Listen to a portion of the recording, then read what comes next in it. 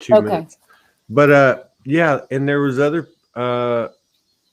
people, other women. They were talking about their joints, the knees, Yeah. the Yeah. hips, the Yep. knees, the hips. Yeah, that's what I remember the most. Yeah. I felt like I had a herniated disc years ago, and it felt like my leg was in an oven. It was like my leg was on fire, and the disc was in my lower back, but it was just shooting Mm, down. And that's what I was feeling the last few days. really? Probably not as intensely as when I had the herniated disc, but close enough to go, what's going on here, Wow. Yeah. Well, and I've had I had about 12 years of debilitating back issues. Hmm. And then that was in like 30 to 42. Uh-huh. And then it kind of stopped, but it didn't. But anyway, the reason I brought it up is because I haven't, once I woke up and, everything corrected itself, I haven't really had any problems, Hmm. but during this period, there's been a 2, 3, 4 days where is this working? Yeah, we got 24 people in the house. Yeah, it's been like 3, 4 days where I had lower back pain, Oh, wow. Yeah. which obviously was root related. That's the way I Yeah. saw it. Yeah. So yeah, and see, this is you made it. Let me first congratulate you. Not like it's a Thank big you. deal. Not No, I like made it I'm through. making I made it through I'm making a joke. the, I know. Anyone that tries to schedule a show through me, I know. the success ratio is probably like honestly less than 5%. Yeah. Uh, Yeah. and the bad thing is, and I don't do it so much anymore because I don't answer any of them Right. hardly. But the bad thing is, I, I used to, get the ball rolling with them, and then I would never. They'd be like, "Yeah, what do you want to do?" And I'd be like, Hmm. a year and a half later, I'd run into them. But so Morgan, we've got a couple of people in this as well, just so everybody knows. Don't, yeah, you can come through me, but probably won't happen. But I do appreciate your patience. Oh, no We've problem. been I talking for a appreciate. while. I've seen Yeah. you out there. I've seen you out there too. Um, have you been in We're these? out Well, there in Earth or out there somewhere else. Which out there are well, you out in talking the about? community, out in the, out Yeah. in social media. I work off of like, I guess, names and energy, Yep. but I've Yeah. seen you out there for quite some time. Yeah. You look Well, pretty active. I Yeah, listen to a lot of your yeah. your talks and stuff, and I actually responded to. I didn't know I was going to be on the show. Frankly, I don't know if so. What happened was Morgan posted something, and Yeah. I forget really what the post was. I can't even find it, but she had posted something about you know your story, for women. And my first thought was like I just like lit up like a Christmas tree. And then my second thought that was immediate and quick was like, no, no, your story's not that dramatic. Other people have better stories than you. And I let that go right away. Cool. But I just got this surge of energy and this roar, which is very funny because she posted something today about an inner roar, and that's exactly what I got. That said, you have to tell your story. Well, So I good thought it was then. going to be a behind the scenes conversation with Morgan, Oh, and then yesterday morning I get a link for you, and I'm like, I'm going to have to brush my hair now, you know. don't feel So bad. yeah, no, Don't I'm feel. kidding you. No, you look So great. talking to either one of you it was really a pleasure. It really is. Well, yeah. Well, then good. I'm glad that this one worked out because she specifically was looking for that in August, and I'm sure your story's extremely interesting. And I think it's not the. And yes, it's because I haven't had any sleep. Mm. Thank you, Heather. I mean it. I'm kidding. Uh, what was I? Oh, well, it's not. I think yes, it's the story, Mm. but I think what she's actually looking for is the roar in the Mm. story. right, Yeah. in the story. So Yeah. there seems Yeah. to be a lot of feminine rising. Yeah. I don't even know if it's feminine rising. I remember, what was it, 6 years ago when Mhm. all the women came out? They were like, she has landed, mama's home. Yeah. And then we went through a couple of years of like, there was a lot of course, the women have been leading the way the whole time. Yeah. So most of what you see out there is their expressions, which I Right. always found weird because if there's whatever, 70% women, that's what it is in Soulogy now. It used to be 90, but Oh, really? it's like, yeah, I think it's actually like 67 or 68 now. Mm-hmm. So it's actually, but anyway, my point is, I always thought it was strange that most of the people doing videos were men. Yeah. I'm a man, but Mm-hmm. but I was like, that's very strange. But that seems more like a pattern or some kind of social norm. But it looks like you guys are coming out. Have you felt this in yourself? Have you felt your feminine coming Oh, out now? absolutely. Absolutely. Um, the voice, I keep getting pinged about using my voice more and more. Wow. And, and that's been coming for a while, but there's still that, there's been that part of me that just, wants to sort of control my environment a little bit and control how out there I am.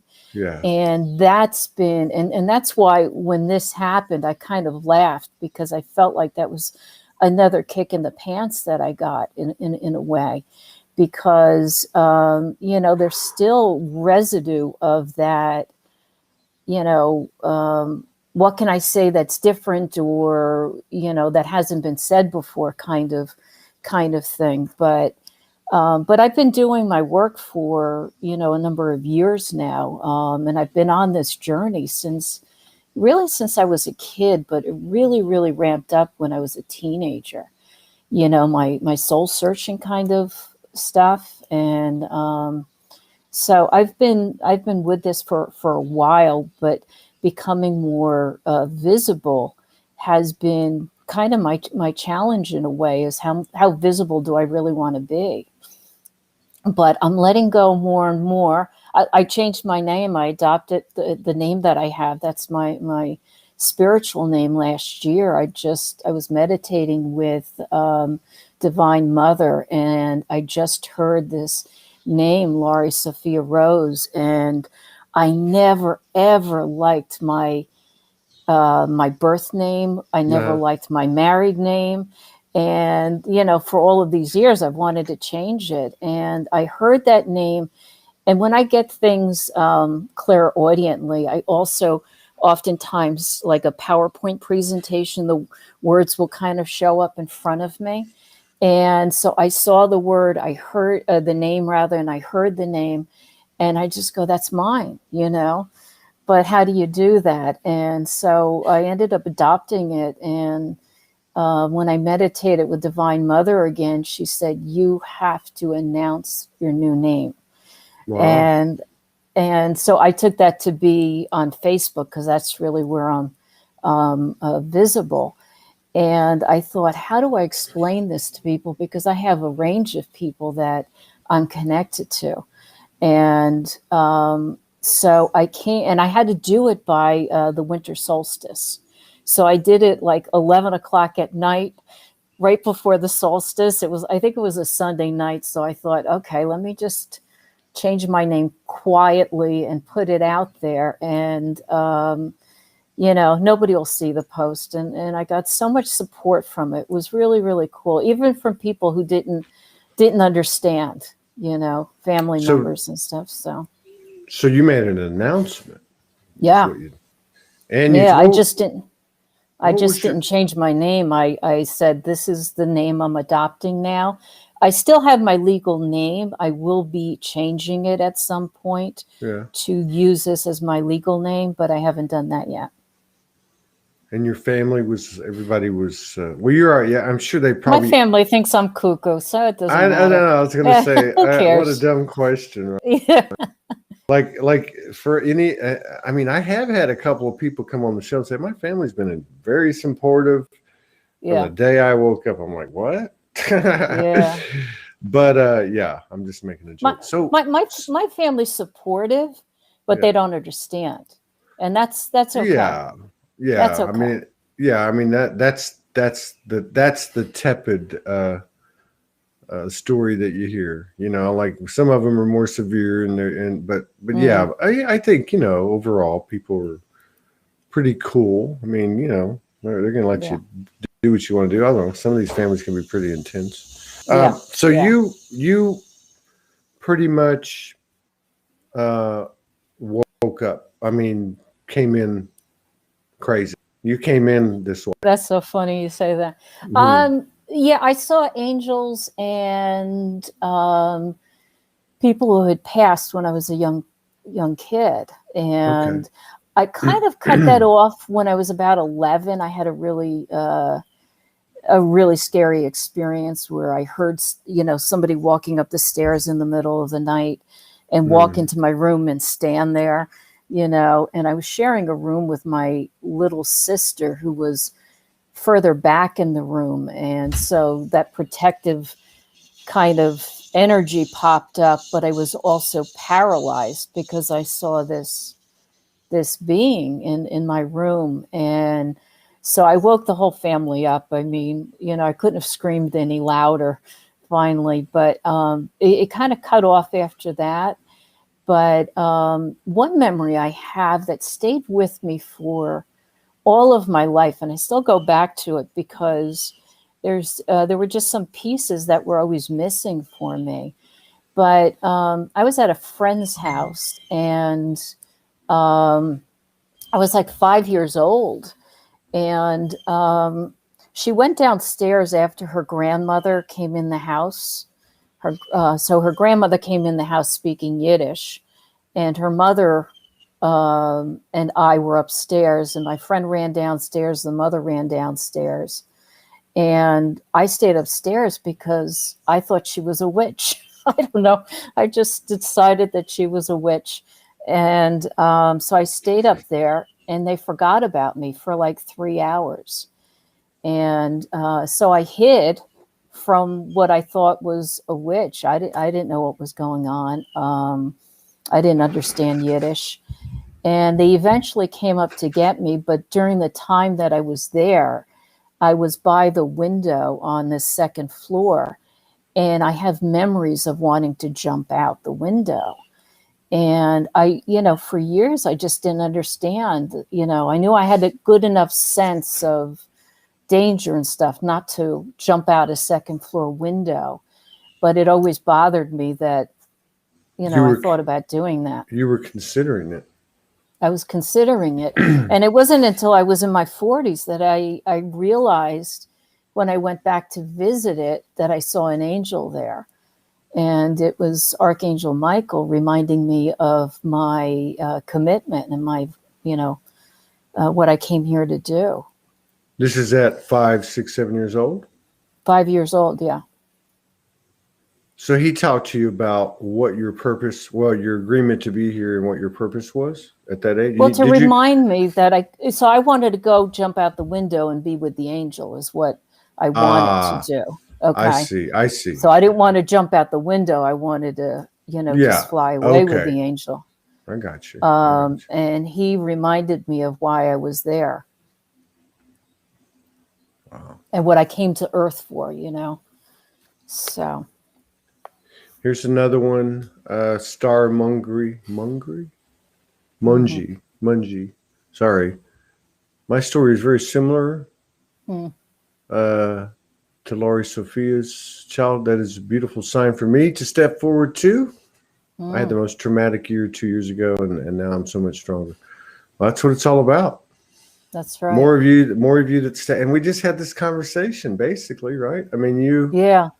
you've been reluctant, and I don't know. There seems to be a lot of that with the force that's leading this transformation. The woman, Excuse me.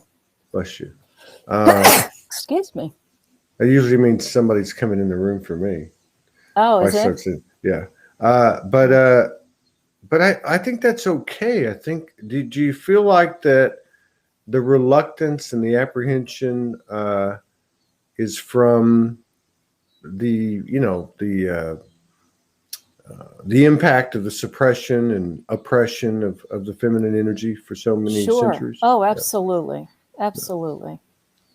There's so many levels of healing. We can heal, an experience from another life, and sometimes have to go back to it and do another level of healing. And I found myself doing that because I've, sometimes past lives or other lifetimes rather will come up, and I'll know I have to address them, and sometimes I have to go back and do it again. Do it at a different level or heal another piece of it that came through or came up for me to heal and release. Oh, well, I thought you already ascended. I'm kidding. Well, and but that's such really such an honest, but also a very profound comment that, because and I'm making a joke about it, but how many times do we think, oh my God, I've got that done. I'm done with that. I know. And then I love the way you come clean like that and say, well, there's sometimes just another little piece to it. And I think you're absolutely right. Well, the darkness is such a beautiful springboard, isn't it? Hmm. It's such a necessary visitation for us to go back to those spots in our journey, to sort of springboard us into the light. And so it's a powerful thing, and it goes hand in hand with the light. I mean, we do belly flops, off the springboard and stuff. We've had enough of them, but it really is a gateway to something really beautiful. And how wonderful does it feel when we finally get to, heal something or bring another level of wisdom through to us. I mean, I get so excited when I get a new level of understanding of something I've been through. Yeah. Yeah. And when Morgan often, because I not so much anymore, but for a long time, I'd be like, did you know this the whole time? She's like, yeah. And I'm like, why didn't you tell me? And she'd say, well, why would I want to take that away from you? And she's a big believer. That's smart. And I think a lot of these practitioners now that have kind of aligned with that same thing. Like they're not, I'm running into more and more of that. Their attitude is, you don't need to see me all the time. Like right. It's a one or two off kind of thing, because that's just the way that the whole thing has evolved because of the whole self-empowerment thing. So now you were 5 years old. You're having a series of incidents. You have this major incident. It sounds like you might have shut it down a little bit. And I shut it down by the time I was 11 for quite a while. How did you shut it down? How were you able to? I think the intense fear of that experience with the energy of that being coming into my room was enough to shut it down. And I was in a family where nobody else was experiencing that. So, I think when you do, there's a real loneliness to that if you don't understand it. Now, my grandmother had she had been a medium of sorts. She didn't work like that, but she saw beings and stuff. I didn't know that at the time, of course. But if I knew that and understood that, maybe I would have worked with that better. Now we know to teach children to work with the energies and how to, how to set boundaries and stuff. That's right, because this is where I got confused. And I'm really happy that you answered the Hero's Journey post that she would put up. But you actually work with children. don't you? I do work with children, but I mostly work with adults. Okay. I, Okay. I've been guided to work with children in the past, and it's not something that I jumped into back then, but I do work with children in. One of the things I do is hypnosis, so I do work with children with that. I used to work in a medical facility, an integrative medical facility.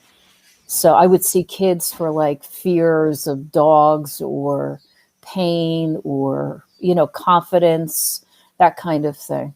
Wow. And I would teach them ways to develop their confidence, and I would teach them different tricks and how to change energy and emotions and dealing with, fears and anxiety, that kind of thing. Far out. Mm. And did your story kind of in general take the path that a lot of the folks that come on here? I mean, was there a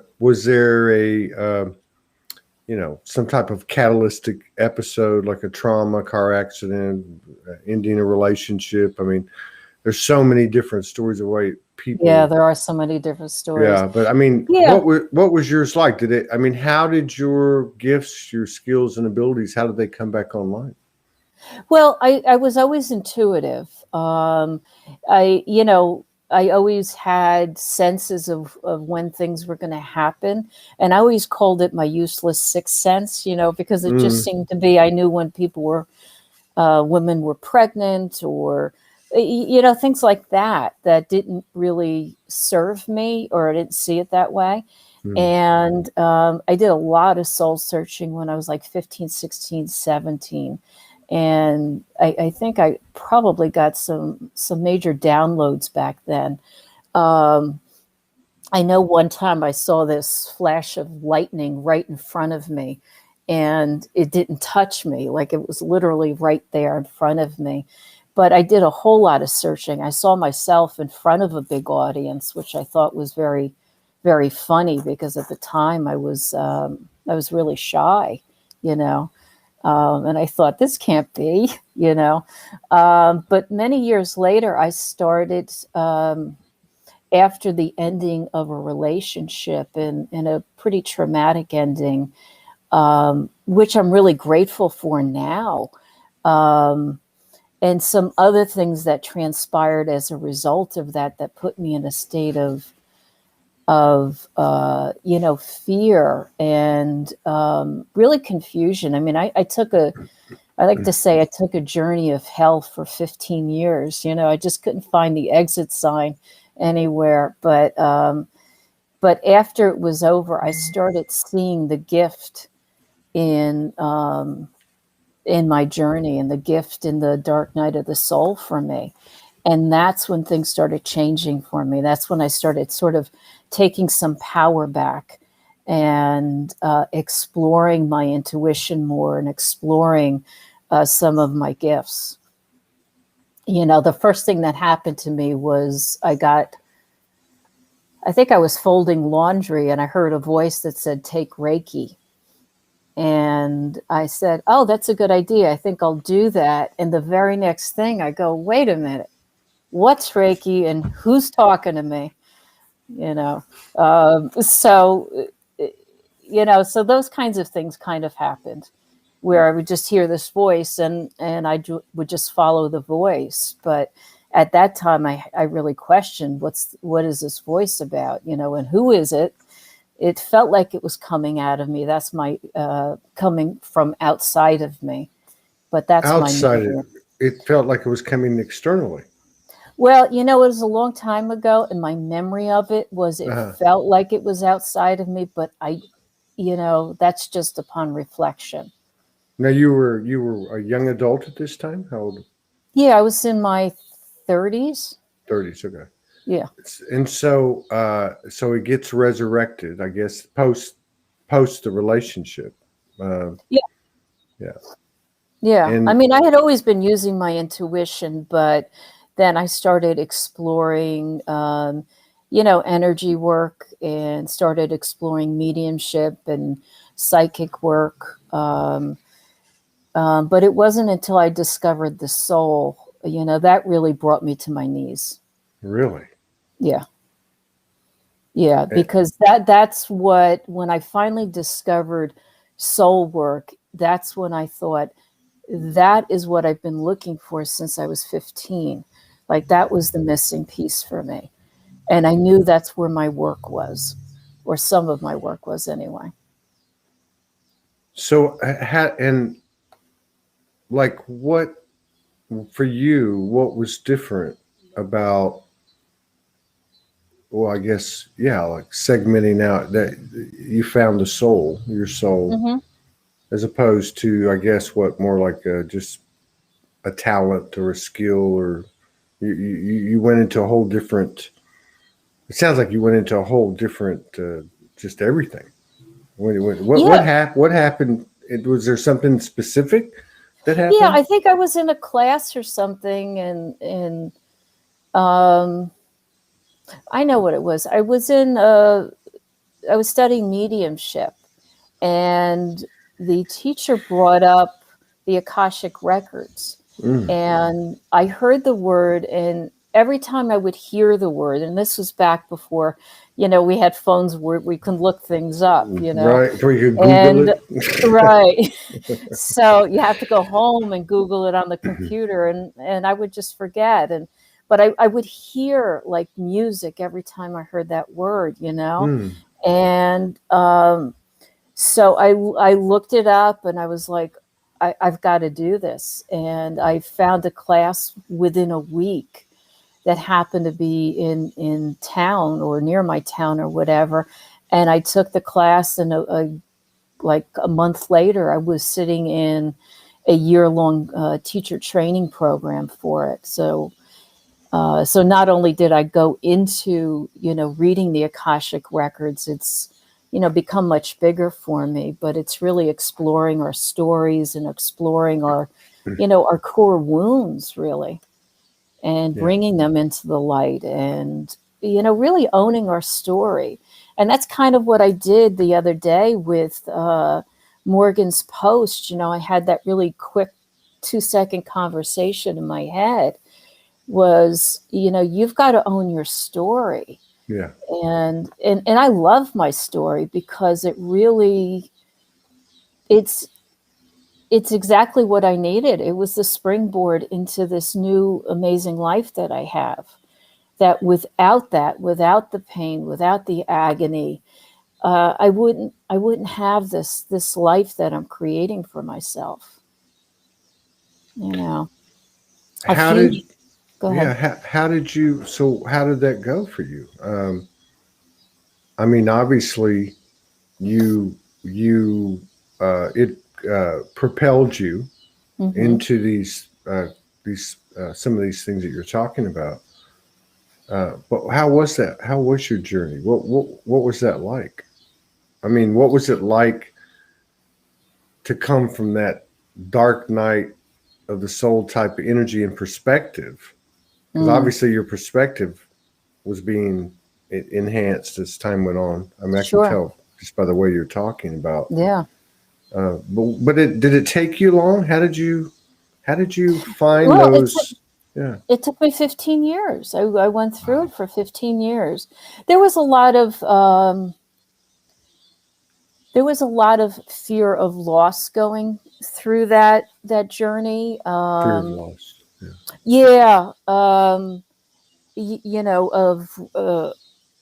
of a relationship, not a love relationship, but there was a lot of fear of loss, and I was really very much in a defensive posture for all of that time. I really wasn't owning my life. I didn't feel like I was in control of my life. And, as time changed, as the situation changed, I was able to take more control, um, and I started finding my feet again, I think is really what happened. I started getting my feet on the ground, and understanding that there were pieces of control that I could take back or own. And then from there, it was, I feel like that whole analogy of, the bow and arrow to move forward. You've got to pull the arrow back. I kind of felt like I was doing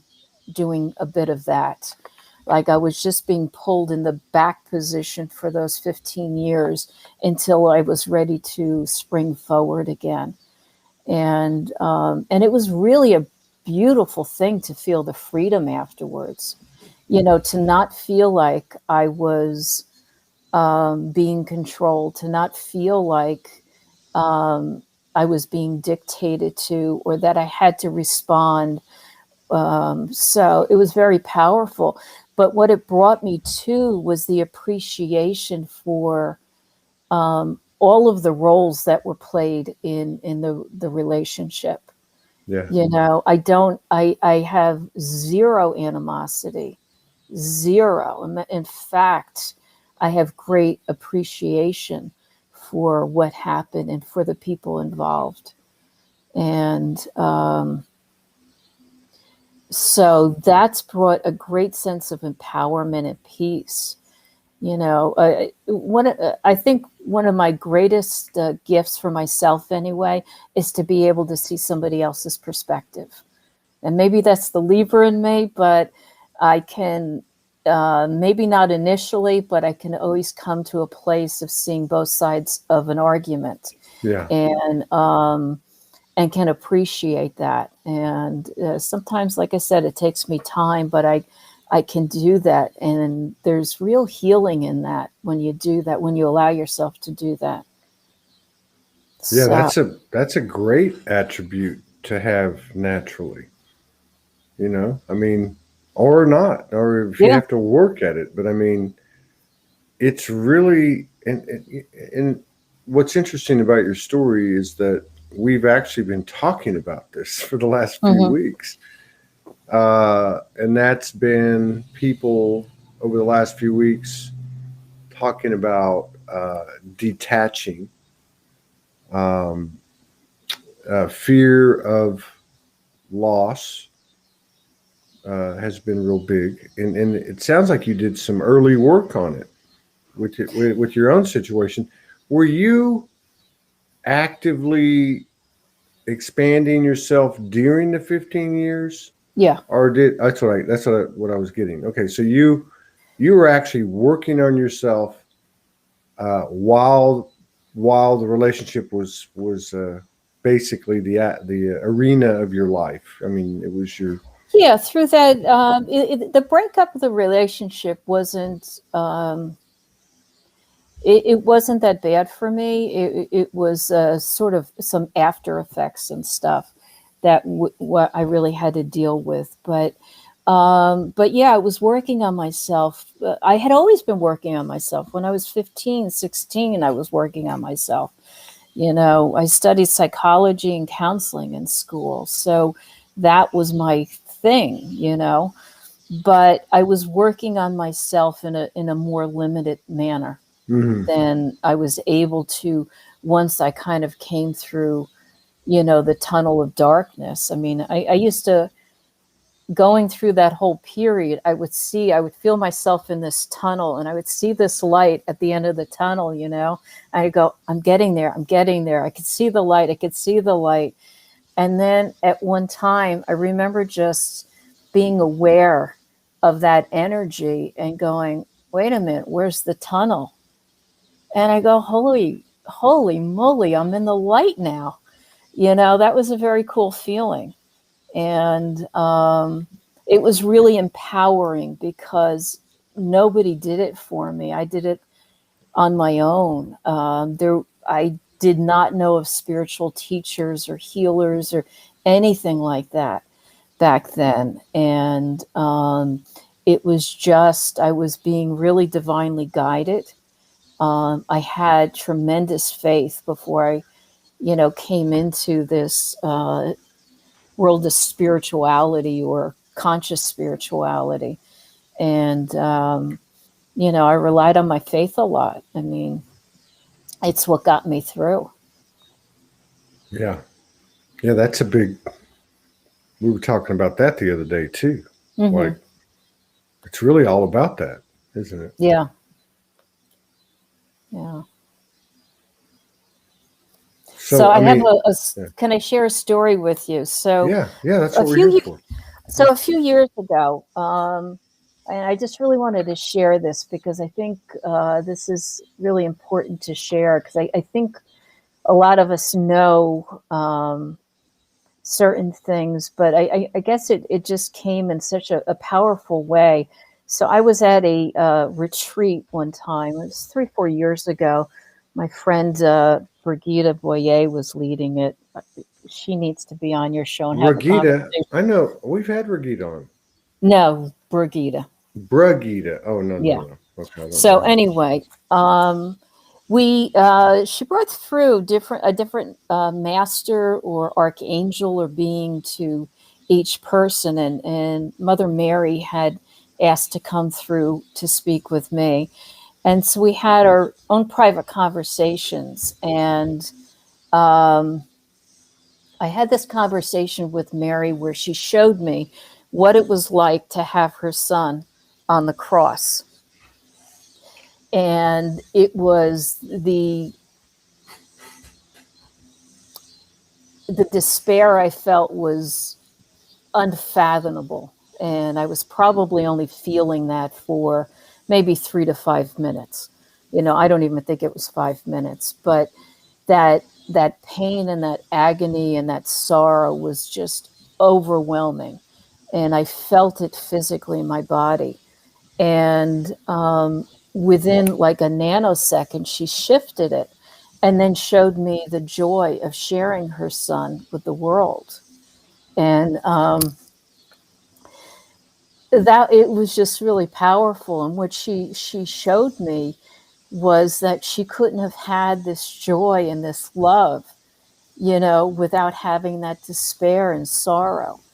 And she showed me that loss that I was feeling, that I was going through, um, was really something that needed to happen to bring me to this place of finding my joy. And the two go hand in hand. It's like the light and the darkness, the duality. So it was a really beautiful experience, but she really hammered home sort of that love and that motherly love, that divine mother love that, so many of us carry right now. Yeah, it's definitely making itself known more and more every day. Hmm. Thank God for that. Thank the God Goddess for that. It's Well, about time. the divine mother was the one who guided me to bring my name forward too. And so it's the presence is really powerful. And I know we're seeing a lot more of that, and that voice is definitely rising. I feel Isis quite a bit. You can feel her presence in a lot of people now. I wonder. Is the Divine Mother, Mother Mary? Uh, you mentioned Archangel Michael. Hmm. Are the essences that you connect with, the universal essences? Do they tend to be angelic, or do you? They're both. So I connect with ascended masters. Saint Germain is my guide, my primary guide. He's my gatekeeper.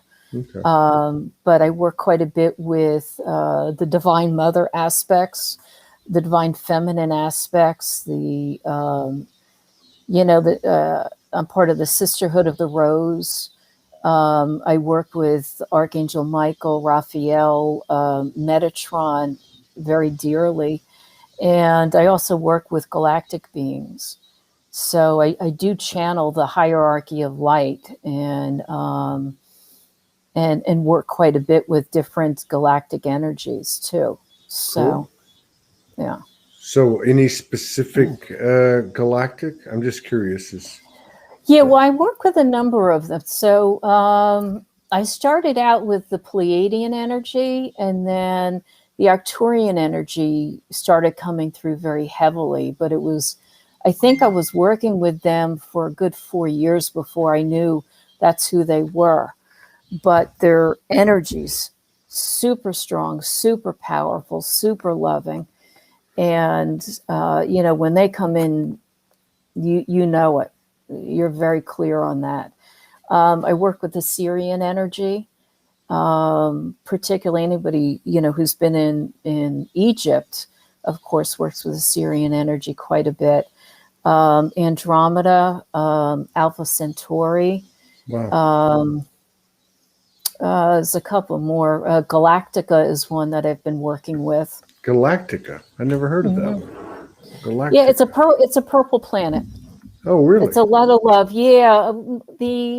So I've spent a lot of time just sitting with them and just taking notes and communicating with them. They download some light frequencies for me. And it's just loving, but they've gone through the ascension process and they're sort of a forerunner for Earth. So I've worked with them quite a bit, but just very, very loving, open energy. They've been guiding me. They give me messages, and it's just, I feel very safe and comfortable and, at peace with them. Yeah. And do you have a pretty good idea of what your purposes are? Yes. Yeah. So I work with people, through hypnosis and these Akashic records and soul alchemy sessions, I call them, to help people go from one level of consciousness to another. I particularly work with angels. So I do get a lot of angels who come to me to bring them into another level of understanding for themselves. Yeah. Also, as you can see with my name, with the Rose name, there's some energy that will be coming forward that I'll be creating or channeling of the Rose energy. Yeah. And obviously with the Divine Mother, channeling those energies too. So, and there's some other work with some other beings, but some of it has to do with bringing forward some of the ancient languages, ancient texts. And I will be at some point activating people through toning to the keys of Enoch. Wow. So, so that's some of what I do and some of what's coming. And when I do hypnosis, what's really funny is, even though when I worked in a medical facility, it's really no different than the soul alchemy sessions I do. It's just I'm guiding people to go through an experience, but the room is always filled with beings. I mean, they're always there with me. And so even in this medical setting where you have to be very careful not to bring the woo-woo out, the woo came anyway. It just, how do you get away with it? I was very quiet about it, yeah. But I also got a lot of people who were having spiritual experiences. So it created an open door for me to have a conversation with people. So everything was aligned.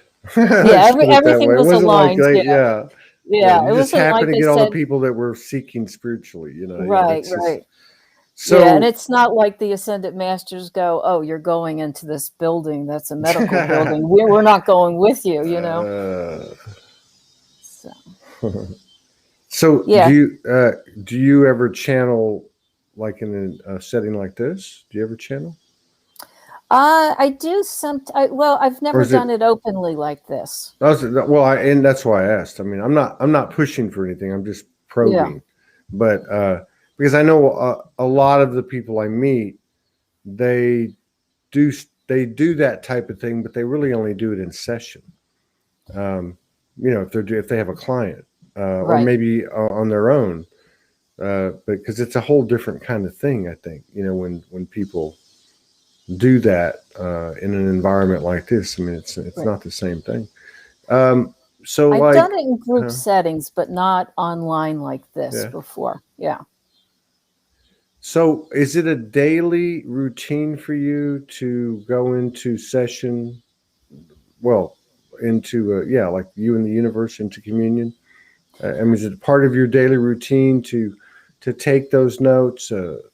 How do you determine where you're going to go or who you're going to connect to, or does it come to you? It just comes to me, or whatever I choose. I sit with Hmm. Mother Mary quite a bit. I go to a local church, and I've gotten quite a number of downloads from Hmm. her and guidance from her, that I'll just sit with her when the church is quiet and nobody's around. Other times I'll sit outside and I'll decide that, today I want to connect with Galactica, or I want to connect with my higher aspects of myself. Um, I connect with Saint Germain pretty often, and so it depends on what I want to do, or if I feel a presence that I feel like I need to connect with. Yeah. So, but I don't have a routine. I'm not great with routines. That's why the changing of the times with you just didn't matter to me. I I know kind it's of, crazy, isn't it? yeah. I don't know how this is going to work. I don't know. As far as like What do you mean? well, like scheduling, Yeah, scheduling yeah. shows, scheduling appointments. Well, is Morgan Um, doing that for you mhm. all, or No, okay? no, I Yeah, just meant as far as like wherever we're all going here, because it yeah, doesn't seem like schedules and time, and right. Okay. that's what I mean. Is like I don't know how we're all going to do that.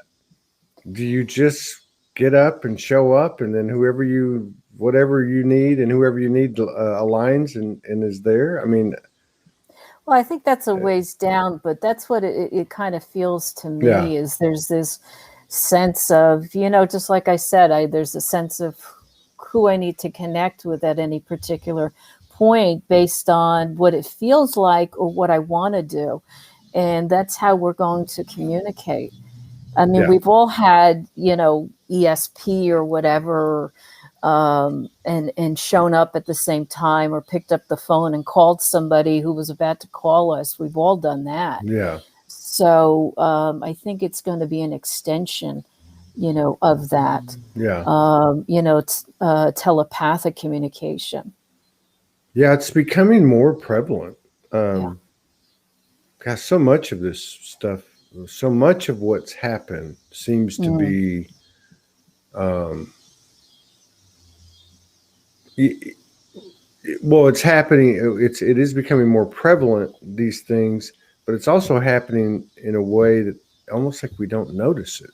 hmm There's that element to everything going on that's like, well, it's like our personal experiences, right? Like what you're talking about. When you have hmm when that voice comes in, you're like, what? Yeah. Did I actually hear that, or am I Yeah. crazy? Yeah. Which is another thing about 2021. The whole. I mean, can you imagine? And you could relate to this. Mm, Have you had those moments this year where you've gone, maybe I am just crazy? yeah. Oh, Have you had yeah. those? Sure. Yeah. I mean, All my after all life, these I years of think. all this work, and you're like going, okay. But yeah, Yeah, you look at your beliefs and you go, really? And did I have that experience? And did I just, have that sensation running through me? But, we've had it so many times that we can't deny it after a while. yeah, We just can't. But I go to the place of, I can't believe this is my life, with gratitude, yeah, with deep gratitude that I'm in this place that I never expected to be. I'm experiencing things I never expected to experience. And that brings me to my knees, in tears, yeah, and the companionship, and the deep soul friendships that we create and that have come together. That's just indescribable to me. Yeah. Yeah. And really, I mean, I spend a lot of time. I wonder how many people are there, and I think there's a lot more than we think. Yeah. I I really actually do. got a whiff that I knew you back in like biblical times. I saw you in I saw you in sandals. Yeah. So and then I just saw you in this, I don't know what you call it, but dressing kind of. It almost looks similar to, those Mexican blankets that everybody has in every yoga studio in the country. It kind of looked like that, but I know it couldn't have been that heavy. But Yeah.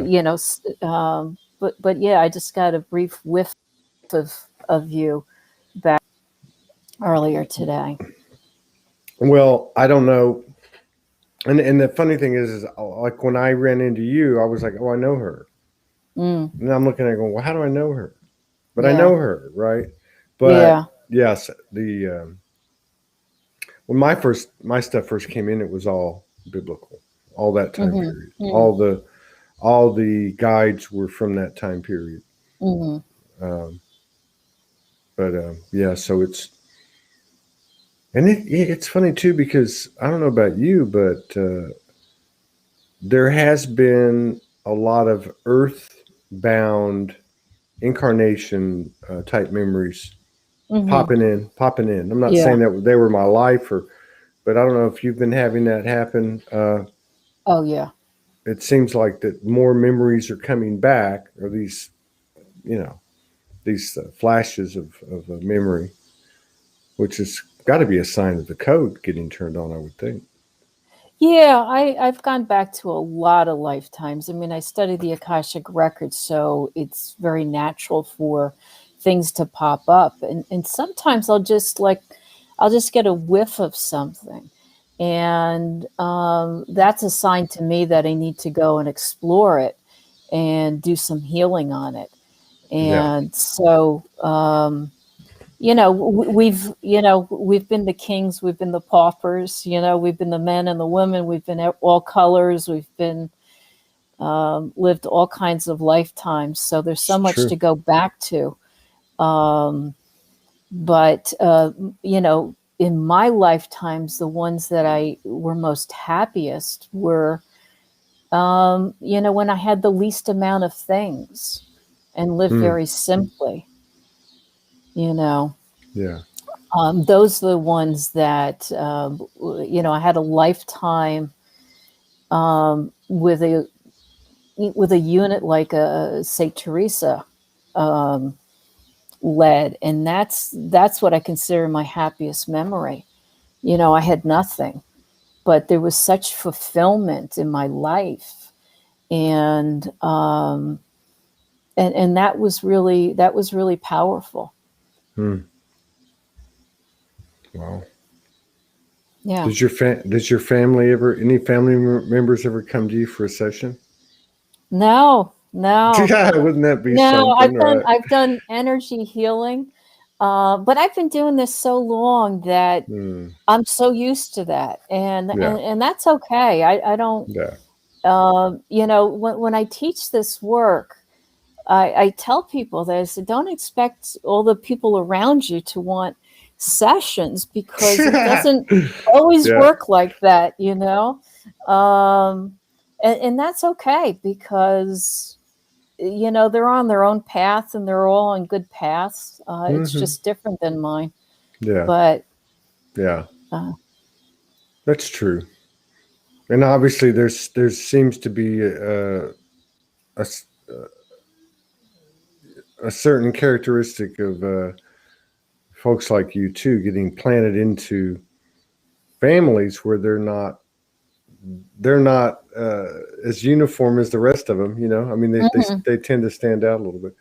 But the funny thing is, one of them will come to you one day, and that's all it's going to take, Yeah, right? and it could be. I mean, Yeah. I do come from a family, like I said, my grandmother um, had experiences speaking with, some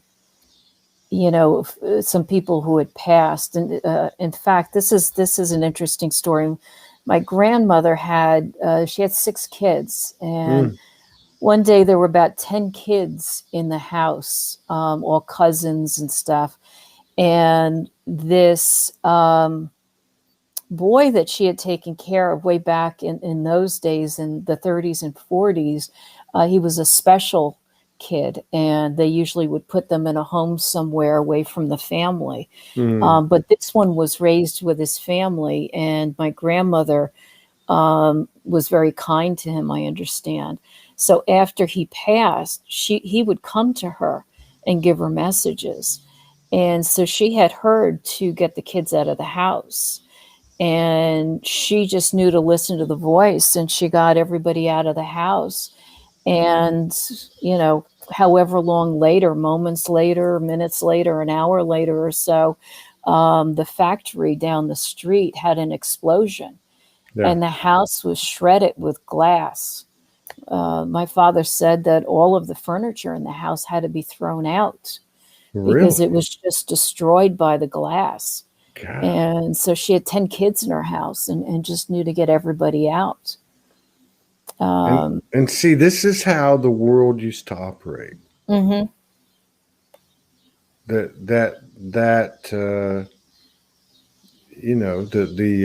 credence given to what she can pull in, what she, sees, the herbal remedies, the everything. Right.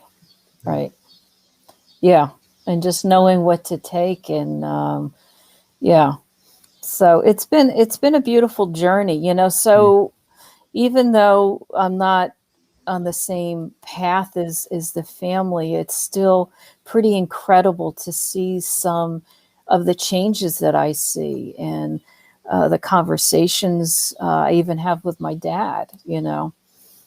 I was brought up Catholic. So, but it wasn't, it actually created a beautiful foundation for me. So I'm one of the lucky ones that sees the religion that I was brought up with providing a really beautiful foundation for me, because we weren't into all of the, we never talked about hell. We never talked about sins in my family. And, so it was really about leading a good life and, praying to Jesus and being grateful and all of the things we talk about now. It had nothing to do with fire and brimstone and all of that stuff. So I grew up Catholic and not aware of all of that going on. And, but it created my relationship with Jesus, with Mother Mary, with Mary Magdalene.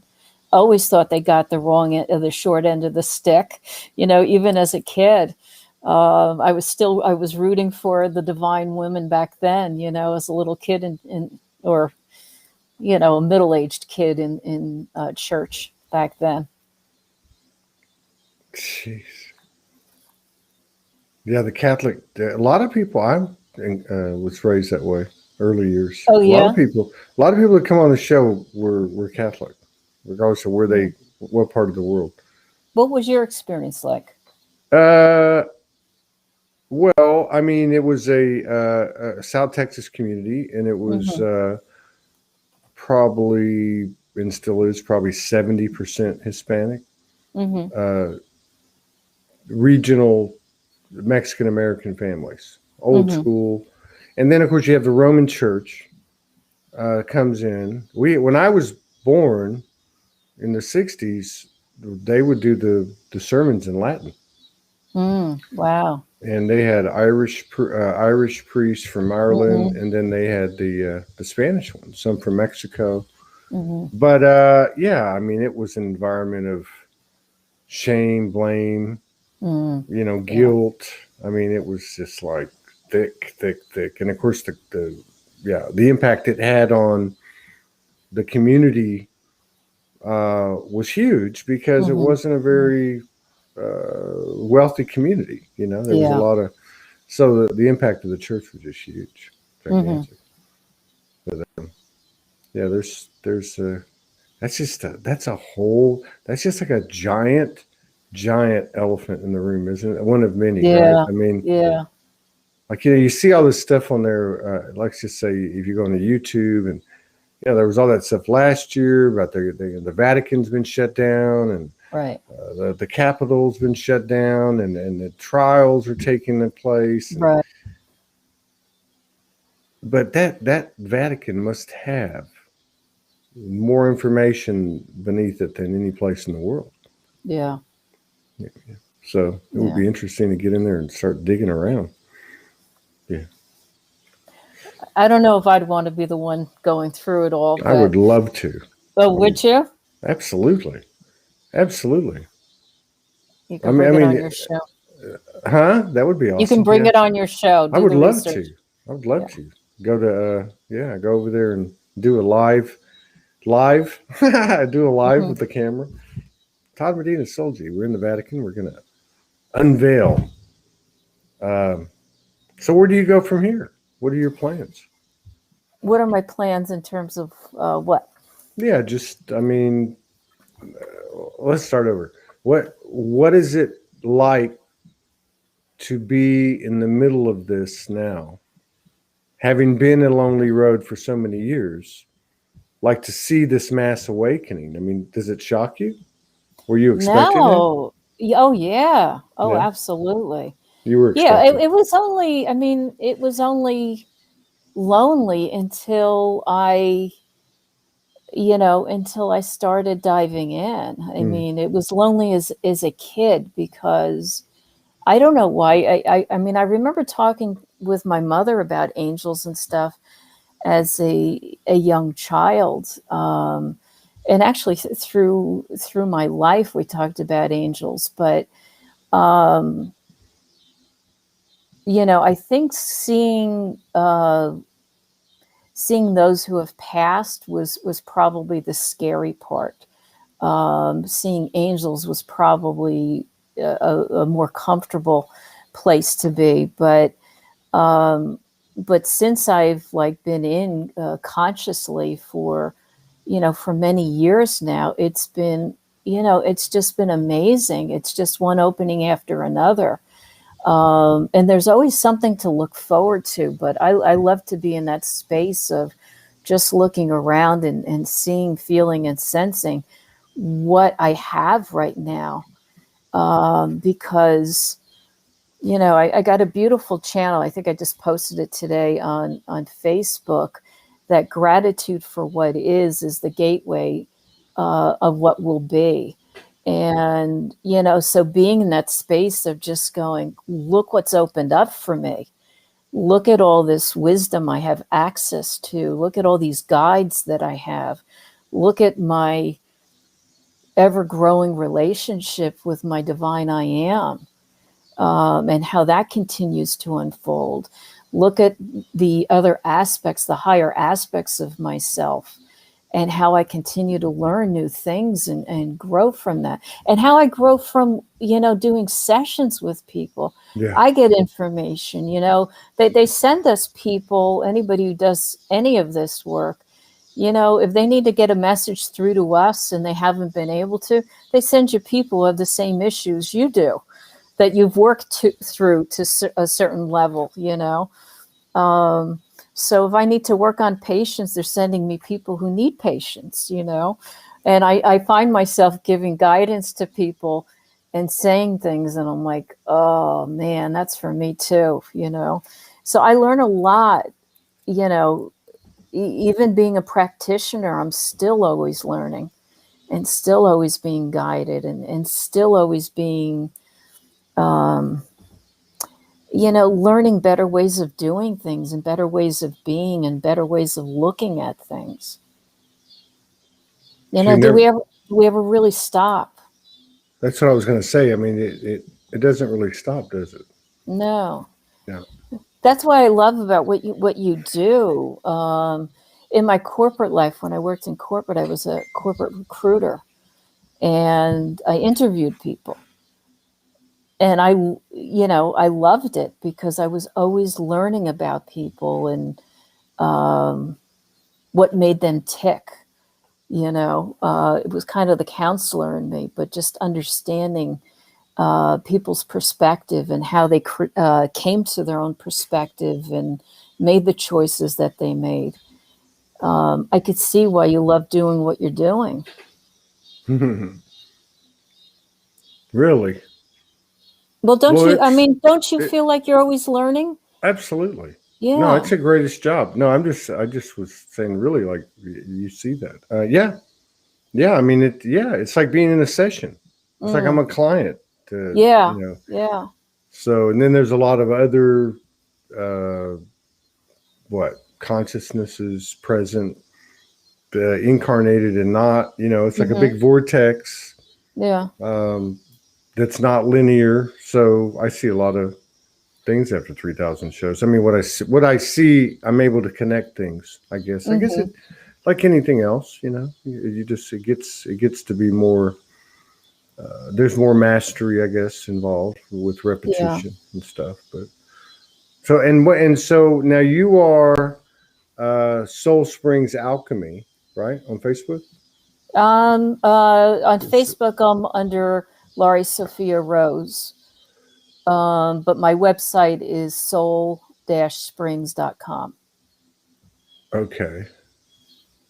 And then Instagram, I just started setting up under my name as well. Okay. And what are you getting into? Are you expanding what you're doing? What do you do specifically? Do you do it online strictly, or do you do it in person as well? Oh, my sessions? Yeah, I do them online. COVID brought me completely online. But I do both the hypnosis. So I do, medical hypnosis as well as spiritual hypnosis. I connect people with their divine I am presence to get guidance directly. Cool. And I also connect people to their own guides for direction and guidance and healing, as well as those who have passed, loved ones who have passed. So it's sort of a mediumship. And then I do the Akashic soul alchemy sessions. Those are in person or online. It's the same thing. The energy is the same. Yeah. And then I teach classes. I teach people how to read the Akashic records. I'm moving into soon reading the galactic records. Wow, that'd be interesting. I'm playing with that a little bit. And then I also do workshops, meditations and stuff online. So I've done a couple of spiritual retreats to Sedona. I really wanted to go to Soulogy Fest so badly, Todd. Now, where are you at? In the Northeast? I'm in New Jersey. Yeah. That's what I figured. I don't know. How do we know? How do we know these things? I don't even know how we know these things. I just knew that you were either in New Jersey or New York. Oh, that's funny. Yeah. So, I'd love to get together with you again later in the year. And I would love to go into some more detail about your experience. And I'm glad you saw the post, and I'm glad you answered it, and I'm glad it worked out. And I apologize for being Todd. Oh, no, that's okay. We call it a Lauri time in my family. Yeah, well, I don't quite get time either, so I don't understand I'm like, this is it for me. I think. What's today? Tuesday. Oh, no. I think. I thought it was Sunday, or tomorrow was Sunday, but I guess it's not. No, I think you slept through Sunday, didn't you? You went to bed at like 2:30 in the morning. I don't even know. 2 days in a row. But I was sitting there talking to you, thinking, we can do it tomorrow because tomorrow's free because it's Sunday. When I was telling you, do you want to do it tonight or do you want to do it tomorrow? And here it is, Tuesday. Well, what you had told me was that you went to bed at like 2:30 in the morning, and we were supposed to talk at 4. Yeah. And you had like slept right through. You slept. I woke up at 5 hours. I woke up an hour after the show. Okay.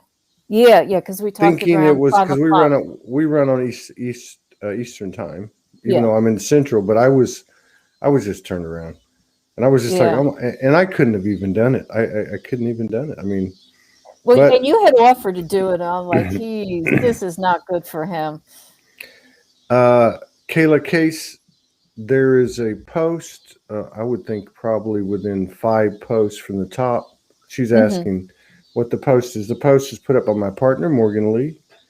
You can get to her through my page if you don't know her. Because her And it was name's sometime her. last week. Yeah, it It was was last Wednesday or week. Yeah, Thursday. she doesn't post. I mean, she'll post like one. So I'd say probably 5, 6, 7 posts down.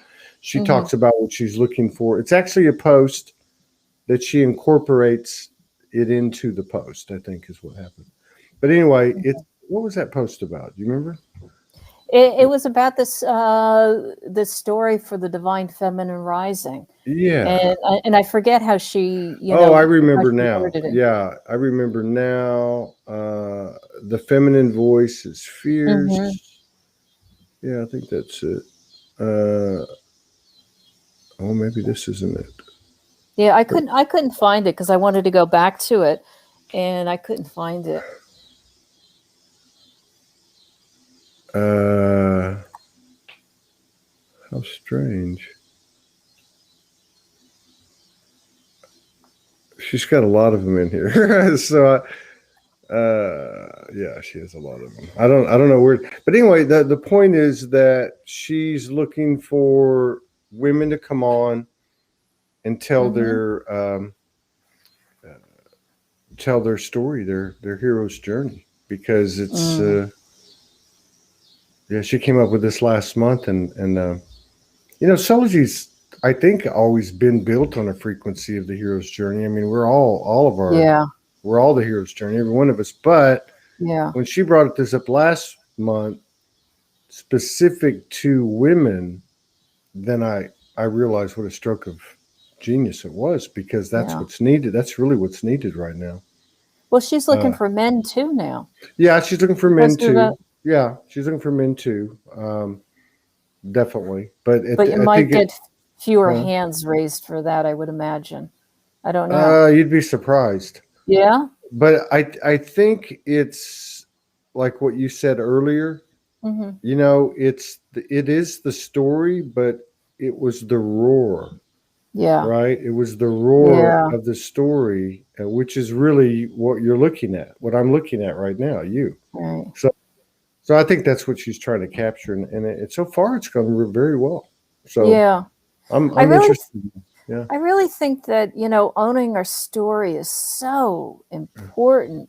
And the stories within the stories are the chapters, yeah, just owning it, no matter, it's the good, bad, and the ugly, because there's part of the story that I have that I don't come out looking so great, even from my perspective, but it's still part of my journey. And I think owning that without shame, without blame, without critique is so important for each of us. We chose this path. We chose the struggles that we came here to work through, yeah, and we become the masters when we do that. We become the teachers and the guides.